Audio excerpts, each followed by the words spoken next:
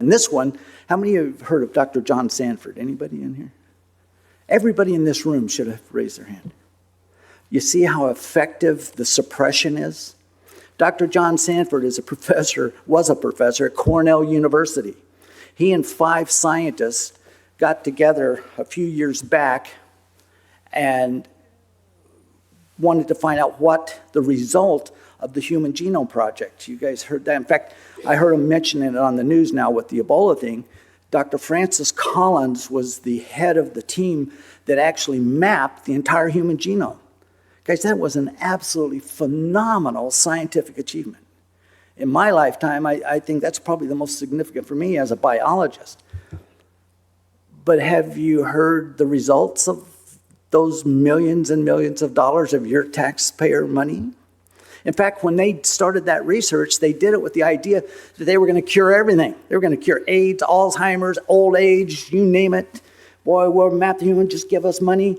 As soon as they finished, got the Nobel Prize, invited to the White House, it went dead silent.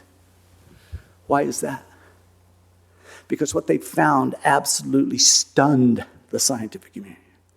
It turned out to be way, way more complex than they had ever imagined, which made it mathematically absurd to think that this genome just spontaneously generated in this warm little pond years ago. The other thing that was frightening and the most difficult pill to swallow for the scientific community was the rate of the decay of our genome. You know, our genome, our Earth, our sun, everything is subject to the second law of thermodynamics. That's the law of entropy. We are decaying. Just look in the mirror. You know, but what they found is that the genome was decaying at an alarming rate. Dr. Sanford and these 5 other scientists, and by the way, the team of scientists that did this research are absolutely off the chart. A couple of them have 2 Ph.D s. I mean, these guys were very brilliant men. It took them 3.5 years to go through page by page, line by line, that whole genome. And they were stunned.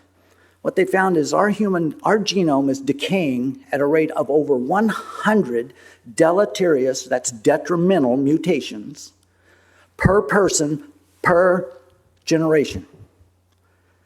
I mean, that was stunning.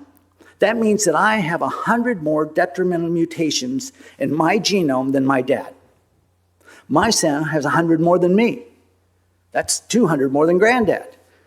Well, after they came up with that, then they built a computer model and they made it available online. It's called mendelsaccountant.info. You can find this computer program.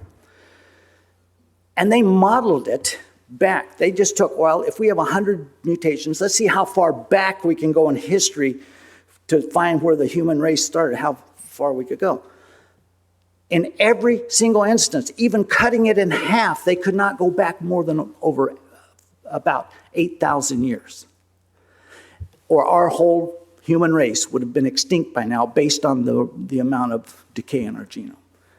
Guys, that scientifically falsifies